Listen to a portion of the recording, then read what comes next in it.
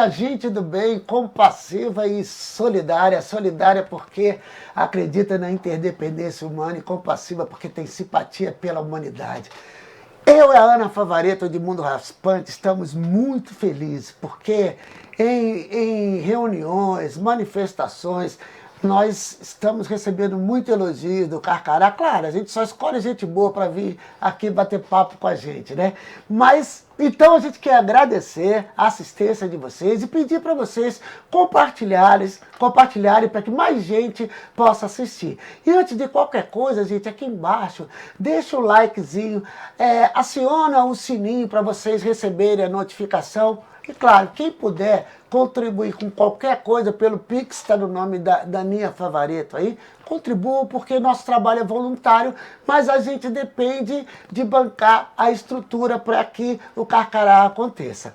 Hoje, o querido Edmundo Raspante não pôde estar presente, então quem vai substituí-lo aqui na bancada é a moça que faz parte da equipe, mas está sempre atrás, né? Com a comunicação visual, controlando o nosso tempo na produção, é minha companheira Ana Favaretto. E nosso convidado de hoje é o querido Didô, com quem eu me encontrei pela primeira vez. Ele foi amigo da Ana na escola, no ensino médio, tudo. Mas a gente só se conheceu pela internet, já conversou muito pela internet, telefone, tudo, mas nos encontramos pela primeira vez hoje. Então eu gostaria de apresentar a vocês o professor Didô, que é professor de História e presidente do PT de Mococa. Tudo bem, Didô, com você? Tudo bem, graças a Deus, é um prazer estar aqui com a Ana, com você, que realmente a gente está se vendo pela primeira vez, né? Ao vivo e em cores é a primeira vez, né? Sempre aí na luta, né? Na internet, que devido a pandemia a luta não parou, né? Mas só era virtual, né? Hoje estamos aqui ao vivo em cores e é um prazer participar do Carcará, que eu fazia questão de participar desse, porque é o que o rico não ouve, né? Então acho que é importante. Obrigado, Didô. Agradeço muito sua presença. Ana, tudo bem com você? Tudo jóia. Estou muito feliz hoje de estar aqui, né? Desse lado, substituindo o Edmundo, né? Somos uma equipe, mas é muito legal. E estar aqui com o meu amigo José Cândido, né? Professor Didô.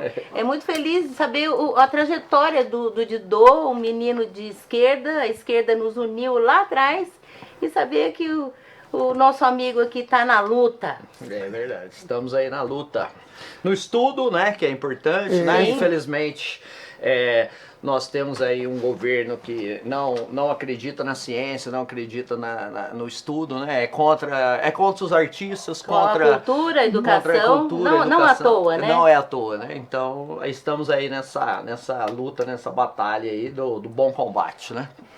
Ô, Didô, a gente começou a conversar sobre que temas abordariam e você fez uma proposta que foi a perversidade da elite. Exatamente. Né? Um pouco de brincadeira, um pouco sério, eu levei a sério. E aí, pensando sobre como conversar, eu pensei no Gessé Souza, porque recentemente, com o livro dele, A Elite do Atraso, ele trouxe uma discussão muito bacana. Tem gente que gosta, tem gente que não gosta. Quando a gente estava conversando aqui em off, a gente acha que ele pega pesado com o Sérgio Buarque de Holanda, usa a ideia do Pierre Bourdieu, e não cita, mas seja o que for, ele trouxe isso para o debate, mostrando o quão perversa é a nossa elite, que aqui nós não vamos tratar de elite, como começamos, nós vamos tratar de dominantes e dominados, que é o termo mais tradicional usado, né, na esquerda brasileira. Como que você vê essa perversidade, Didô? Olha, como você falou, acho que o Gessé, ele é muito feliz nas suas conclusões, né, tal. É lógico que a gente pode ter ali uma crítica ou outra na questão mais teórica e tal, mas isso é o de menos, porque efetivamente, né, as conclusões que ele chega é exatamente essa maldade mesmo, né, da classe dominante brasileira, né? A classe dominante brasileira, ela até o Darcy Ribeiro, né, já falou que ela não é nacionalista, né? Ela é entreguista, ela não quer que a população viva bem, né, e tudo mais. E a gente tem até uma simbologia, né, muita gente da elite, além dos dólares, né, nos paraísos fiscais, né, para evasão fiscal aqui no Brasil, né, então não colaboram com né, o Tesouro Nacional, evadindo o capital, né, etc.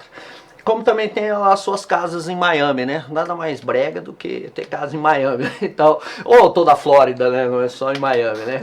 E ela realmente, e eu acho que isso, né? Até como o Gessé diz, eu acho que começou realmente com a escravidão, né? Com a escravidão, essa desumanidade da escravidão, né?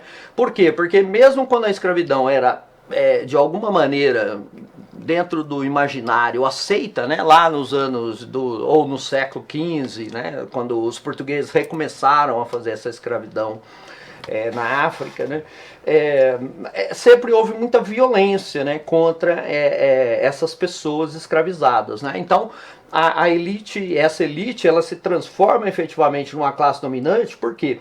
Porque ela só transfere mesmo, né, uma dominação para essas classes subalternas, né, economicamente falando. Então ela tem a violência, né, contra, né, os escravos, depois a violência contra o povo em geral, né, e hoje nós temos aí sempre, né, uma polícia racista, né, para você ter uma ideia, a polícia do estado de São Paulo foi fundada com uma missão francesa que tinha como base Lombroso, né, que media, falava, o cara tem um queixo grande, então ele é estuprador. O cara tem uma testa muito grande, então ele é assassino e tal. Então, quer dizer, até hoje, então você vê, as polícias militares estaduais fazem esse serviço de maldade, né, extermínio, violência, tortura, né, contra a população pobre, né? Então, nós não temos, assim como nós temos nos Estados Unidos, por exemplo, nos Estados Unidos você pode falar, tem uma elite, né? O elite, por quê? Porque é uma elite que tem, bem ou mal, um projeto de país. Nós podemos discutir, podemos ir contra, né, tal, etc, né? Mas, efetivamente, é um projeto de país. A elite brasileira, né, que é a classe dominante, ela nunca teve projeto de país. Ela tem apenas um projeto de dominação, né? E essa dominação, exatamente, quando ela é questionada, ela é sempre combatida com muita violência, né, com muita desumanidade, né? Então, isso que eu acho que é que a gente pode classificar mesmo, né, essa nossa classe dominante como uma classe dominante que é realmente maldosa contra o povo brasileiro, né? Violenta, racista, aí misógina e por aí vai, né? Então, e nada melhor do que a simbologia do atual ocupante da presidência da República, né? É um cara que é tudo isso, né? Ele é um reflexo dessa classe dominante brasileira, né? Atrasada, violenta, por isso que o Gessé fala do atraso, né? Porque realmente é do atraso, né? Ô Didu, você considera que o ser humano, ele nasce bonzinho? Não, o ser humano ele não nasce bonzinho não, né? Já o Rousseau, ele era um humanista, né, e tal, e ele tinha essa visão. Mas o ser humano, né, eu acho que ele é ensinado a pensar muitas coisas, né? E eu acho que nós estamos tendo no Brasil, né, uma educação de péssima qualidade, né? Não só no Brasil, porque a gente está vendo, né, nos Estados Unidos você tem Trump, né, na Inglaterra você teve lá o Boris Johnson, né, que são pessoas assim, né, que não são comparáveis, né, ao atual presidente do Brasil, né, que são um pouco menos piores, né, vamos dizer assim, mas são pessoas que têm a ver com a ignorância, com a falta de estudo, né, e tal. Então eu acredito que a educação é fundamental para formar o ser humano, né? Porque o ser humano aprende tudo, né? Se ele aprende a ser racista, ele vai ser racista. Se ele aprende a ser desumano, ele vai ser desumano, né? Didu, quem coloca professor no nome, entendeu? A escola tem que ensinar isso, tem que ensinar política, a escola Claro. tem que mostrar tudo isso. Dá para você destacar, para você não colocar a sua ideologia no teu papel de professor? É impossível, né? Porque eu acho que aí é que tá, né? Um dia eu fui com a camiseta escrita democracia e o pessoal falou, mas você já tá fazendo política. Eu falei, não, democracia é o meu direito de existir, né? De ter as minhas opiniões e você ter as suas, né? Que podem ser opostas a mim, né? E o que não pode acontecer é como o Lula citou Paulo Freire, né? Na entrevista do Jornal Nacional, né? Nós temos que juntar, né, os diferentes, né, para combater os antagônicos, né, porque o antagonismo é realmente os divergentes, né, para ser mais preciso, né, porque o antagonismo é realmente o presidente da República, né? Ele que é o antagonismo, porque ele é contra a vida, né? Ele é contra a ciência, ele é contra a cultura, contra a educação e tal. Então, quando a gente fala democracia, a gente fala na possibilidade da gente existir como nós somos e como os outros são também, né? Só só não podemos pensar que o outro tem o direito de existir para nos destruir, né? Aí já não é mais democracia, né? Aí é o antagônico, não é o divergente, né? Então, sem dúvida nenhuma, o professor tem que passar, né? É que tem até uma piadinha no Facebook, e começa a falar um monte de coisa, fala assim, nossa, esse professor é comunista. Aí ele fala, não, ele está apenas citando o artigo 5º da Constituição brasileira. Ele pode ser comunista, mas ele não vai ensinar o comunismo ali na escola. Exatamente, ele vai né? fazer a pessoa pensar. Porque o professor ele vai ensinar exatamente a ideia da divergência, da democracia, né, e tal. O que ele não vai ensinar é você ser racista, você ser contra a ciência, contra a educação, contra a cultura, né? Mas você pode ter opinião divergente. Eu tenho vários alunos meus que hoje têm opiniões completamente divergentes da minha, né? Então a gente não pode nem falar que é doutrinador, né? Porque então eu sou um péssimo doutrinador, né? Porque o pessoal é do PSDB, né? Ou é de outro partido, né? Então, realmente... Eu sempre acreditei que até a sensibilidade poderia ser ensinada. Eu acredito. Porque é assim que a gente aprende a ver as cores, a gente aprende. Né, tem sabores que no primeiro momento a gente não gosta, mas depois vai aprendendo. E aí o Antunes Filho, né? O Antunes Filho, o diretor de teatro, e ele falou, sensibilidade se ensina. E eu comecei a pensar sobre isso, qual seria o caminho para se ensinar acessibilidade? Eu imaginei que por meio da arte. É um bom começo. Você concorda com isso? Concordo plenamente. Eu acho que, quer dizer, nós estamos, como você falou ali, eu tô morando em Mococa, né? Sou o presidente do PT de Mococa, e nós estamos fazendo um trabalho lá ligado muito à cultura, né? Então a gente pensa que é fundamental ligar a cultura com a educação, né? Em que a escola passe a ser um ponto também de cultura, não apenas, né, de educação. E sem dúvida nenhuma a escola tem que ter arte, né? A escola tem que ter música, a escola tem que ter teatro, né? É exatamente aí que as pessoas vão aprender a sensibilidade, né? Vão conseguir desenvolver isso, né? Eu acho que até, como você falou, né? Primeira vez que a pessoa toma cerveja, 90% não gosta. Depois, hoje, passados 10 anos, só não vive sem cerveja. Quando uma pessoa é alérgica, ela é sensibilizada, né? Aí você vai fazer alguns testes, você vai sensibilizar, vai colocar aquilo lá. Eu acho que o amor também sensibiliza, né? A maldade também. Também, mas claro. Eu acho que a gente pode ensinar. Sem dúvida. Eu acho que é importante isso, né? Quer dizer, a escola... porque nós temos muitas escolas no Brasil, né? O Brasil hoje democratizou, por exemplo,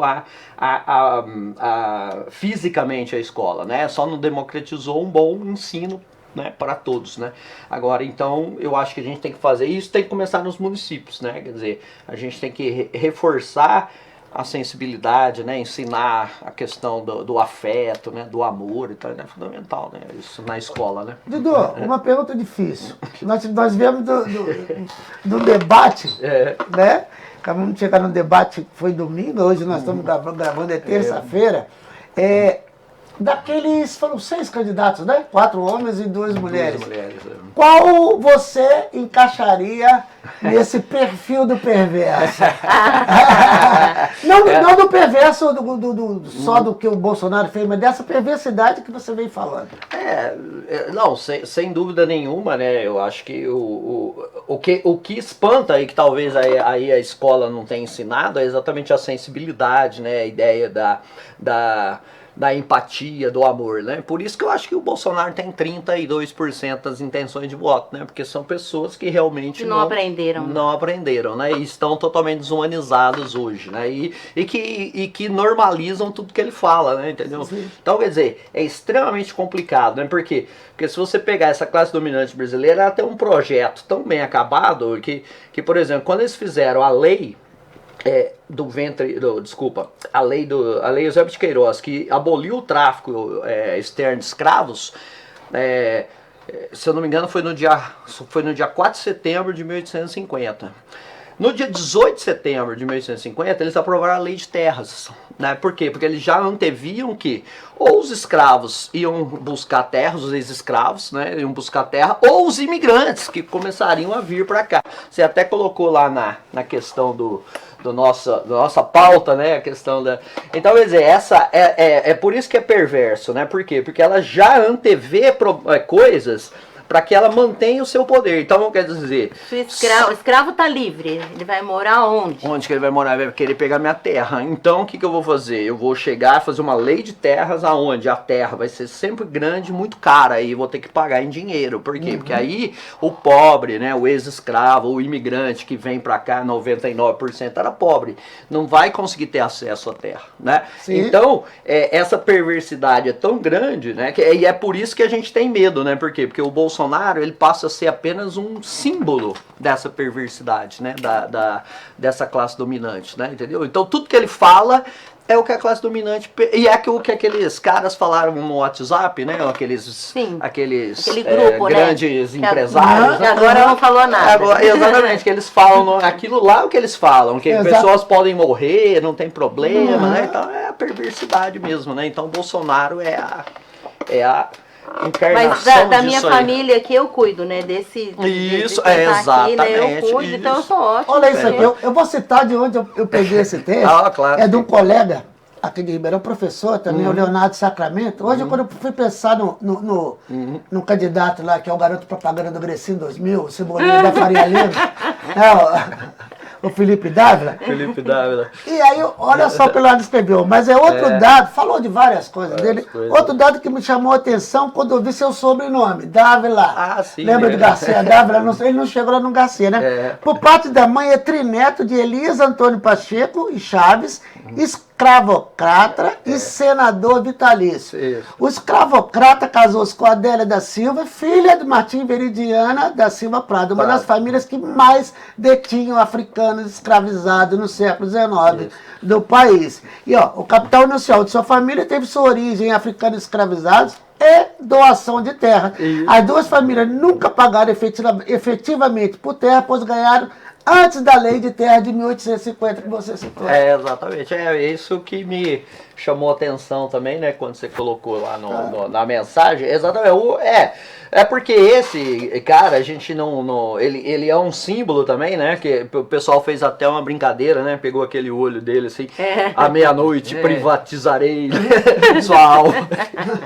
Então, esse cara sem dúvida nenhuma, a sorte, né? Vamos dizer assim, é que ele não tem um potencial eleitoral, né?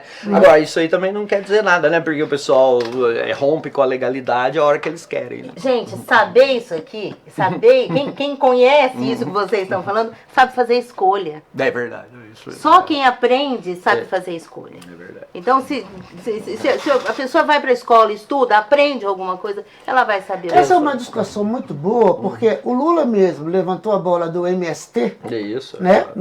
Na entrevista na Globo, porque a Renata Vasconcelos foi super preconceituosa, ela não faz ideia. O Lula citou que era o maior produtor de arroz do Brasil, mas é da América Latina. É um pouco mais. É um pouco mais. Agora, inauguraram uma cooperativa de laticínio que beneficia 90 mil leites por dia, né? Com subprodutos do leite. Quer dizer, a gente que conhece o Armazém do Campo, né? Geleias, cachaça. Conhece um assentamento, vamos lá. Assentamento, né? Exatamente. É puro preconceito aquilo que foi colocado. Então, quando as pessoas. O Lula, infelizmente, ele acabou usando o termo invadir. Invadir, né? Mas ele ainda fez a pergunta: alguém conhece alguém que invadiu alguma terra produtiva? Então é bacana a gente conversar com as pessoas que estão aqui nos vendo, ninguém invade terra. Né? O MST ocupa terra devoluta, que é terra do Estado que está improdutiva, ou terras privadas improdutivas. Porque o que a grande maioria das pessoas não sabe é que terra e propriedade urbana também tem que ter função social, sob pena de ser tomada pelo governo e distribuída, ou para reforma agrária ou para reforma urbana. O Guilherme Boulos nos ensina também que no Brasil, pelo menos em São Paulo ele garante, tem mais imóveis vazios do que pessoas precisando de moradia. Sem dúvida. Isso é muito sério. A gente, né, é aquela coisa, a gente tem mais alimento estocado do que gente morrendo de fome. Alguma coisa está errada, né, meu filho? Márcio, eu vou aproveitar que eu estou aqui, terra devoluta, só quando é improdutiva ou quando não pagou imposto também? Não, a terra devoluta são terras dos... Por exemplo, se você pega a Amazônia, que a gente fala terras indígenas, até então ela é terra da União. A União tem que demarcar as terras indígenas e colocar isso legalmente para ser. Até então são terras do Estado. Sim, mas eu estou falando de terra devoluta. São terras do Estado. Sim. São terras do Estado. Devoluta é isso. Isso. Sim. E quando o governo, como o governo libera essa terra para uma ocupação, por exemplo? Se ela não tem a função social ou se ela não pagou imposto também? Não, no caso da devoluta, não. No caso da devoluta, o governo pode tomar a qualquer momento, porque a terra é dele. A não ser que tenha um processo de uso capião, né? Que são quem ficou mais de 5 anos, isso é muito complicado. Agora, no caso da terra... De uma fazenda que não pagava seus impostos. A gente dá um exemplo aqui, do assentamento Mário Lago. É uma fazenda que não cumpria a sua função social e nem a sua função ambiental, porque ali tem uma reserva também que obrigatoriamente tem que ser cuidada pelo proprietário. Por isso que hoje a fazenda da Barra se tornou assentamento Mário Lago. Mas o mais interessante é saber que essa terra não é dada, não é tomada do proprietário. É verdade. O governo indeniza. O Lula falou até isso. O Lula até brincou, falou, vocês estão ocupando, vocês estão dando mais dinheiro para os fazendeiros, né? Exatamente. E é isso aí, a gente não pode esquecer, foi garantido na Constituição de 88 pelo líder da UDR na época, né, que era o Ronaldo Caiado, né, atual governador de Goiás, né, tal. Que garantiu que fosse indenizado. Garantiu isso, porque ele era constituinte, né, depois de 89 ele foi até candidato à presidência da República, né, e como deputado constituinte ele garantiu, né, ele criou a UDR nesse momento, que é a União Democrática, né, ruralista, que é exatamente, e colocou, né, o que sempre vinha nas constituições brasileiras, que era você indenizar a preço de mercado o fazendeiro, o latifundiário, né, que é 1.000 hectares ou mais, improdutivos, e aí em dinheiro e pelo valor de mercado, né? Inclusive o próprio proprietário ele pode questionar na justiça o valor pago, né? Entendeu? E, então aí a justiça vai acabar decidindo, né? O governo pode vender títulos da dívida agrária, arrecada o dinheiro e paga, né? O fazendeiro. Isso aí foi garantido pelo Ronaldo Caiado. Ô, Dudu, eu conheço uma ocupação urbana aqui em Ribeirão. Eu não posso citar onde, porque tá rolando na justiça. Ainda tá rolando. Porque o proprietário, ele pegou pessoas de movimentos, convenceu a ficarem no terreno, porque estava numa área de proteção permanente, convenceu essa pessoa para poder receber o dinheiro. Isso também existe. Existe. Claro, existe. E as pessoas são enganadas. Eu fui na Defensoria Pública, o dia que os advogados que ajudam a gente não podiam ir, pedir pro defensor, eu falei assim, eu posso entrar com eles como advogado? Porque todos eram analfabetos, eles não vão saber ler, eu tenho dificuldade de conversar com o defensor. Infelizmente o defensor concordou, pode fazer isso. Eu queria levar o nosso assunto agora para a entrevista do Lula e pro último debate, que aí a Ana vai ter que entrar pesado, porque nós vamos conversar sobre a Simone Tebet. Vou aproveitar de passar o tempo, que eu tô aqui desse lado. Conversar sobre o feminismo, né? Isso, vamos falar do feminismo. Daquelas que nunca falaram em feminismo, né? Pois vamos começar. A Ana podia começar falando isso. Como é que você vê a atuação da Simone Tebet e da Soraya? Depois eu vou falar um pouquinho para quem é a Simone Tebet. Eu tenho que tomar muito cuidado, porque eu estou falando de mulheres, né? Claro, tem que Mas a gente tem que pensar o seguinte, elas não são feministas, elas são emancipadoras. Né? Eu acho que tem uma diferença aí. Então, a mulher até pode trabalhar fora de casa, desde que ela leve todo esse dinheiro para dentro de casa, né? Inclusive para o companheiro, né, usar, para o dominador, né, usar. Então, eu acho que ali tem uma diferença bem grande. Elas não são, elas são emancipadoras. Elas podem até ser empregadas delas na casa dela. Uma mulher emancipada pode trabalhar fora e trabalhar, inclusive, na casa delas. Então a gente tem que começar. Elas não falam para feminista, elas não convencem uma feminista, né? É verdade. E eu acho que elas estão jogando aí para essa mulher emancipada que é explorada pra caramba no mercado de trabalho, que continua e vai continuar recebendo sempre menos do que o homem. Eu, como mulher, sei muito bem como ganha uma professora e como ganha um professor numa mesma instituição. Professor homem ganha muito mais, porque é preciso ter o homem lá dentro. Então é isso, elas não me convencem, né? Apesar da Simone Tebet ter um discurso afiado, porque ela estudou bastante, uma pessoa esclarecida, né? E consegue falar, e articular muito bem. Mas ela não fala por todas as mulheres, não. Ela fala pela mulher da classe dela. O que você acha, Dô? Desculpa, eu ia dar minha opinião. Não, eu concordo plenamente com a Ana. Eu acho que são mulheres que estão usando, né, o discurso feminista, né, estão tentando dizer, né, isso, né. Mas a Simone Tebet, ela esquece, né, completamente que a presidenta Dilma foi candidata, né, ganhou a eleição, e esquece de dizer que todo aquele, se você pensar, até a Cátia Abreu, né, falando em agronegócio, até a Cátia Abreu percebeu, né, aquele machismo todo, aquela misoginia toda, e votou contra, né? E a Simone Tebet votou a favor, né, ao afastamento, ao golpe da presidenta Dilma, né? Então, ela fala como se a presidenta Dilma nunca tivesse existido na história do Brasil, né? Uma mulher ela falou presidente. Que pela primeira vez um partido está lançando uma mulher. Exatamente. Coisa que você já tem história, né, de mulheres que estão, e temos duas candidatas que não estavam no debate porque tem uma pontuação muito baixa, né? E a legislação permite, né? Gente, o apagamento da mulher, ele está em apagar a Dilma também. Exatamente, a ideia não vai se falar porque a Dilma saiu. A história vai contar, daqui um tempo vai contar, mas o apagamento é isso. Eu tomei esse cuidado de buscar coisas da internet, porque tá lá. Sem dúvida. Né? Como você coloca texto, informações, a Ana, o Leonardo Sacramento que eu peguei aqui, mas isso aqui foi num meme. E fala assim, capivara. A Simone Tebet quer ser conhecida, né? Quer ser conhecida. Isso foi exatamente aquele, irmão. Ela foi eleita senadora pelo Mato Grosso do Sul pela primeira vez em 2014 e faz parte da bancada ruralista.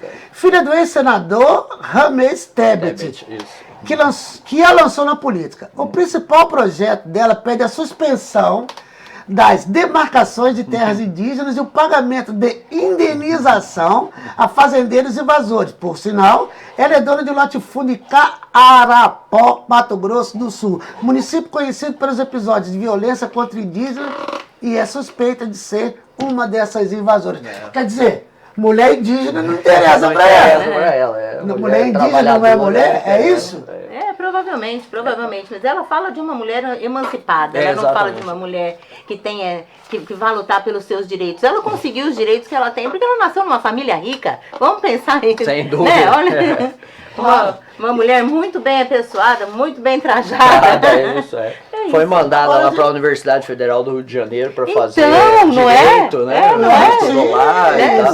Já tinha a Universidade Federal no estado dela. Por que ela não ficou lá? Ela foi para lá. Ramês Tebet, né, um político já, também todo ligado a essa ocupação ilegal de terras e tal, né, etc. Apesar de ter sido sempre do MDB, mas também tinha lá esses favorecimentos, né? E nada mais é do que uma filha de um coronel, né? Como o nosso amigo Ciro Gomes, né? Ciro Ferreira Gomes é filho de coronel, a Simone também, Felipe né? Gávea também na Simone história Tebet também, será né? que como feminista ela vai pedir para ser chamada de coronel?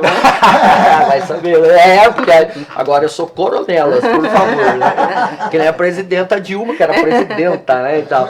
E parece que até o marido dela é deputado estadual, né? Deputado estadual, tem. Participou de CPIs lá, né, a favor da matança dos índios e tudo mais, né? É isso.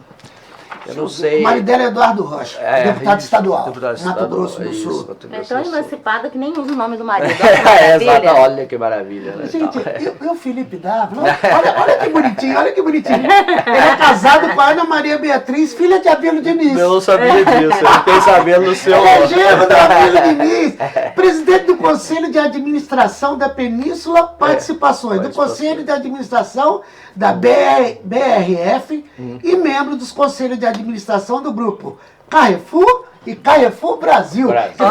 Do Conselho Internacional do Carrefour. Já ele sai debaixo da mesa e fala, vou privatizar sua alma. É por aí, né? É um legítimo... Quando a gente também fala dessa classe dominante, né? A gente não está falando da classe média, nem das pessoas ricas, né? Assim, a gente está falando dos milionários, né?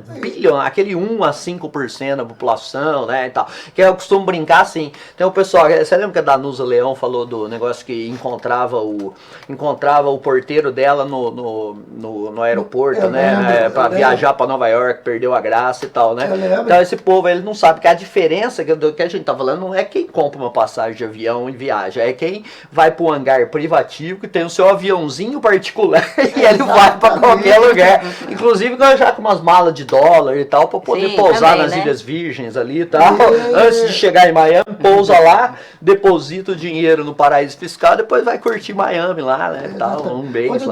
Eu não canso de repetir.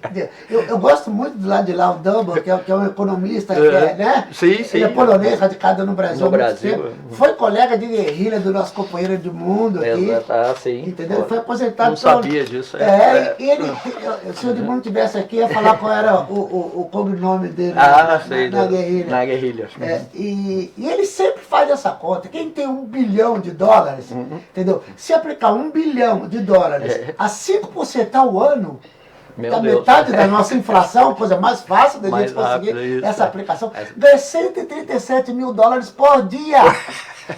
É isso aí, né? Quer dizer, não dá para gastar isso. Não dá para gastar, é impossível. Então quer dizer que no outro dia ele vai ter aplicado $1 bilhão, 137 mil dólares. Exatamente. E a gente tem que mudar, falar pro pobre, já que a gente fala pro pobre, que milionário não é nada. Não é nada. Nós temos um dinheiro corroído por inflação. Vamos falar de bilionário daqui pra frente. Se você for bilionário, você pode se sentir... Isso. Porque é exatamente isso que a gente está falando, né? E quando se fala em, por exemplo, taxar as grandes fortunas, está se falando disso, né? Então quem é que nem o meme lá do Facebook também, né? Eu sou contra a taxação das grandes fortunas, né? Disse o dono de um Celta. Exatamente. Não é por aí, né? Acha que né? Então a situação não é por aí, né? A gente tem que entender que existe uma casta de pessoas, né, que tem uma outra, né, perspectiva do mundo, né, e é isso aí, é a pessoa que pode aplicar $1 bilhão, né, $1 bilhão e tal, pessoas que podem pegar o seu jatinho particular e viajar, né? São essas pessoas, né? Não é quem pode comprar uma passagem de avião, né? É muito importante que quem nos ouça entenda que o cara pode fazer isso. Claro. Ele pode, mas o mundo, os bilionários estão fazendo isso e não estão produzindo mais nada. Exatamente. Por isso que o livro do lado de lá o chama Era do Capital Improdutivo. Porque antigamente o capital produzia roupa, produzia bicicleta, produzia carro, comida. Não. Agora eles vão se formando em grandes aglomerados que chegam ao final, se não me engano, são 6 grandes fundos internacionais. Então hoje quando a gente escolhe assim, eu não vou escovar o dente com Colgate, eu vou escovar com Colino, porque eu não gosto, é tudo do mesmo. Tudo a mesma coisa, exatamente. E agora estão comprando escolas no Brasil, né? Exatamente. Eles compraram a escola da Vila em São Paulo. A escola da Vila, né? Editoras, quer dizer. A educação está na mão de um grupo, 2 grupos, né? Grandes grupos ali que tem mercado, está na mão do mercado. Exatamente, ações na Bolsa de Nova York, que só pensa em dólares, euros e tal, né? Ô, Dudu, a gente já ouviu de grandes editoras que eles não vendem conteúdo, eles vendem papel. Agora nem papel, eles não estão nem preparados, porque nem papel tem. Aí quando você tem um grande fundo desse controlando escolas, o que eles fazem? Eles querem lucro. E como que vai ter lucro? Você tem aquela sala de aula, tem que ter aquele, né? Você não vai botar 60 alunos na sala de aula, porque... Então eles começam o quê? Baratear o salário do professor, né? Diminuir a qualidade do ensino, o passeio que ia, né? No museu, ou assistir o show, e essa qualidade vai caindo, porque o cara quer lucro, ele não está preocupado com o produto daquela educação. Nem um pouco. Por isso que eu acho que é fundamental que a educação ela seja pública, gratuita, né? E ela seja de boa qualidade, né? Como o professor Haddad está falando, pública, né? Gratuita e universal, né? Universal, sim. E como o professor Haddad está falando, né? Na qualidade dos institutos federais, né? Que foram mais que duplicados por ele, né, quando ministro da Educação, né, e eu acredito que isso, né, para quê? Para que esse pessoal bilionário comece a perceber que não tem como fazer negócio com a educação, eles têm que mudar a saúde é a mesma coisa, né, acho que eles têm que mudar o foco dos negócios dele, né, porque com a educação não vai poder fazer com saúde, né, e tal. Então nós temos aí o SUS, eu sempre brinco também, né, que o pessoal, os alunos falam muito da questão dos impostos no Brasil, sem muito conhecimento, mas fala lá, né, iPhone 13 nos Estados Unidos, né, sei lá, $2.000, né, no Brasil, ou R$11.000, né, tal, não sei o que. Aí os caras falam, tratamento de câncer nos Estados Unidos, $350 mil, tratamento de câncer no Brasil, zero. SUS, exatamente. 95% dos tratamentos de câncer no Brasil são feitos pelo SUS, né, direto ou indiretamente, né. Então, quer dizer, é isso que, e eu sempre brinco que tem aquela série Breaking Bad, né, que o professor de química, ele se torna traficante, produtor de droga, porque ele é diagnosticado com câncer, não tem dinheiro para pagar o tratamento, então ele começa a fazer produção e tráfico de droga, para ter o dinheiro, aí ele consegue o dinheiro e paga.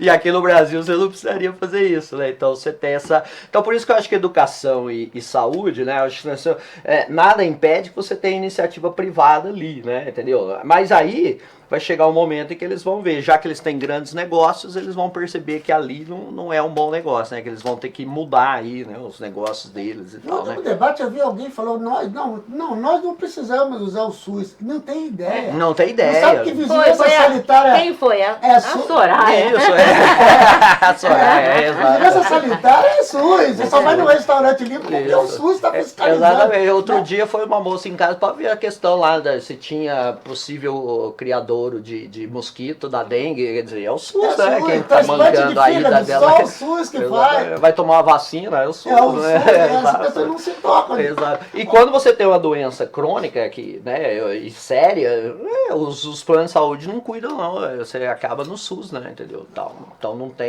não tem como escapar do SUS, né? No sentido de que hoje a gente só tem que melhorar, né? E você vê, né? Uma senadora da República falar um absurdo mesmo, né? É um desconhecimento total, né, da realidade brasileira, né? Mas como o Lula falou, né? O seu jardineiro sabe que a vida melhorou, né? O seu motorista sabe, né? Seu empregado doméstico sabe, a senhora pode não saber, mas eles têm... E como eu falei, tem muita gente que da elite, né, da classe dominante, que percebe e tem raiva que a vida do pobre melhorou. Então ele tem que melhorar a vida do pobre. Sim. Ele acendeu um pouco e ele se espelha, né, no dominador. Ele quer ser igual aquele dominador que ele escolheu para ele, né? Gente, o papo tá chegando no final. Oh, que pena. É rápido, mas dá tempo da gente conversar sobre o desempenho do Lula, tanto na entrevista, que eu acho que é unanimidade, e no debate. Qual análise você faz? Você e Ana, Edu, por favor, primeiro. Olha, eu na entrevista, né, foi muito bom, porque eu acho que a entrevista, inclusive na minha concepção, a entrevista é um formato melhor, porque o debate ele é muito cheio de regrinha, porque tem 1 minuto, 2 minutos, 5 minutos, réplica e tal, então fica uma coisa meio mecânica, meio, né, tal. Então eu acho que fica meio ruim, né? Por quê? Porque com a entrevista, quer dizer, o entrevistador ele pode escolher os temas e o entrevistado vai falar sobre isso, né? E lá eu achei que isso, né? Quer dizer, no debate sempre tem o fator emocional, né? As pessoas ficam mais na defensiva, né? Principalmente o Lula, né? O presidente Lula e o atual, né, presidente, porque eles são os mais visados, né? Etc, né? Até por questões... de um ogro, né? Que pode xingar a qualquer momento. Exatamente. Né? Então, eu acho que isso acaba atrapalhando um pouco o desempenho, né? Mas a gente sabe que o presidente Lula tem uma capacidade, né, como a gente dizia antes, né, ele não tem só uma capacidade administrativa, né, então a capacidade de trazer pessoas, né, para ajudar a administração e tem um bom foco para administrar, né, que é exatamente o quê? O pobre no orçamento, a saúde, a educação públicas, gratuitas, universais, né, como você falou. Então eu acho que no debate ele acabou ficando um pouco receoso, né? E falou pouco, né? Por quê? Porque aí aqueles que não têm horário político, direito eleitoral, esse cara falando entre eles ali, né? Entendeu? Tal. E o próprio Lula, né? E o Bolsonaro acabaram falando pouco, né, entendeu? E eu acho que esse fator emocional, ele acaba afetando um pouco, né, tal. Depois o presidente tá muito rouco, né, tá cansado, falando né, muito, falando claro, muito, discursando, e ele se empolga nos discursos, fala mais alto, e a voz, né, e tal. E então, eu acredito que debate não é uma coisa assim muito. Eu acho que tem que ir, tem que não conversar. Não podia fugir. Isso, mas eu acho que não é o melhor formato, né? Então, mas eu acho que ele foi muito bem na entrevista, né? 110%. E no debate eu acho que ele foi prejudicado um pouco pelas regras, né? Pelas questões também de ser alvo, né? E isso dificultou. Eu acho que além de alvo, ele era alvo de todos que estavam ali.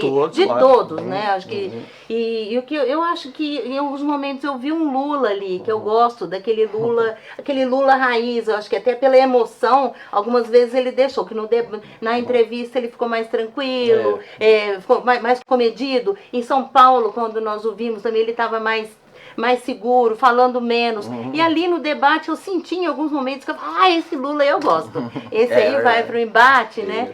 Mas ele estava acuado, ele foi muito. Eu acho que colocar sempre a pecha de corrupção, o partido corrupto, o PT, o partido. Ele tem ficado o tempo inteiro ouvindo isso e com pouco tempo para falar que não. O que não é, ou se explica, ele não tem tempo dessa explicação. E eles martelam muito na corrupção. E a Simone Tebet, que sobressaiu, porque ela foi muito bem, né? Enganou muita gente, né, com a fala dela. Eu acho que a Simone, quando ela fala que o partido dela é legal, a gente não pode esquecer que ela é do MDB, que o partido dela, tudo que aconteceu com a Dilma foi articulado por eles. É um partido que tinha que ser exterminado, né, do país. Ninguém conseguiu falar isso para ela. Ela conseguiu falar tudo que o Bolsonaro tinha que ouvir. É verdade. Né? Eu acho que todos falaram tudo que o Bolsonaro tinha que ouvir. Na verdade, depois a gente ficou sabendo também que foi uma estratégia de campanha, que a equipe de direção da campanha pediu para o Lula não responder. E agora já estão vendo que não foi uma estratégia muito boa. Muito boa. Porque ele tem como responder, entendeu? E ele sabe responder.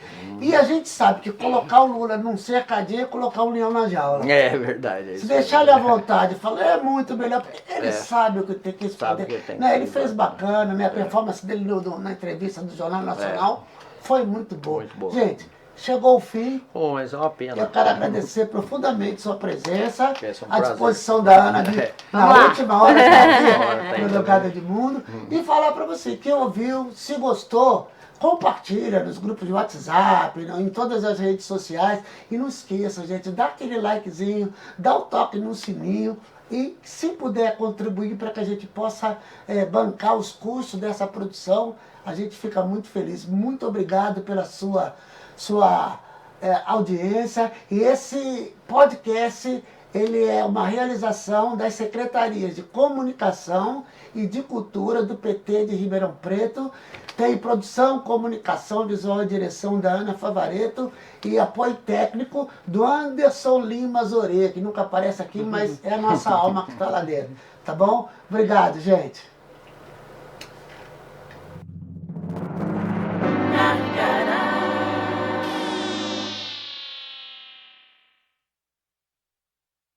Você sabe, na hora em que precisa, é com o PT que você pode contar.